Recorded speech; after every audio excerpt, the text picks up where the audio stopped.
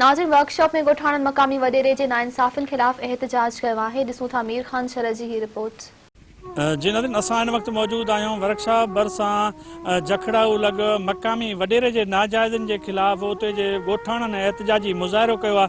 अचो त हिननि सां ॻाल्हि ॿोल कयूं त हिननि जो छा चवणु आहे। तो असां सां ज़ुल्म गुलाम हैदर वॾेरो जो असां सां ही ज़ुल्म ॾिसो, ही ज़मीन असां हिते माना कब्ज़ो आहे, कब्ज़े करण जी कोशिशि कई वई आहे, न असांखे खाइण थो अचे। तक़रीबन 5-6 सालनि खां असां हिन जे माना हिकिड़ो प्रेशर में आहियूं जेको ज़िंदगी गुज़ारे रहिया आहियूं। असां सां माना ही वॾी नाइंसाफ़ी पई हले। ही यतीम ॿार आहिनि, मुंहिंजा भाइर प्रेशर मारिया अथसि, मुंहिंजो माउ पीउ प्रेशर मारे छॾियऊं।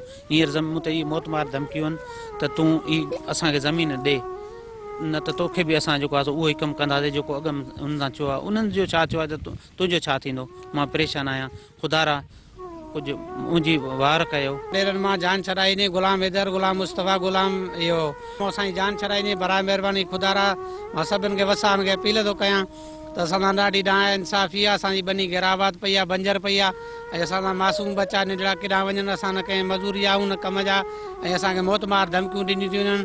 बासर वॾेरनि असांजी बनी ते कब्ज़ो करे वेही रहिया आहिनि, उहे असांखे मौतमारियूं धमकियूं ॾींदा। उहे चवंदा तव्हां हितो लॾे ख़ाली कयो, बनी ख़ाली कयो, तव्हां हलिया वञो ॿिए पासे, या बनी असांखे ॾेई रहो। बराए महिरबानी मां सभिनि वसाउनि खे अपील थो कयां त असां सां इंसाफ़ कयो वञे। असांखे ॾाढो हिननि में तंग थी विया आहियूं, ऐं हिननि खे चवंदा त तव्हां निकिरी वञो, असां काॾे ई ग़रीब निकिरी वञनि, असां ॻाल्हाइण जहिड़ा न आहियूं। ॾिठो वाठो हाणे ग़रीब केॾा वेंदा आहियूं, ऐं को ग़रीबनि खां बनी ॿारो सुबुह खसियो थो वञे, ऐं पंज ॾिना बचा आहिनि, केॾो वञनि, केरु हिन खे पालींदो, केरु कंदो, मौत मारियूं धमकियूं ॾियनि हुन ग़रीबनि खे। मकाते में यको वरी झेड़ो मचाए छॾियो अथनि। हाणे इन जहिड़ा त ज़ुल्म असां छा कयूं, केॾो वञूं।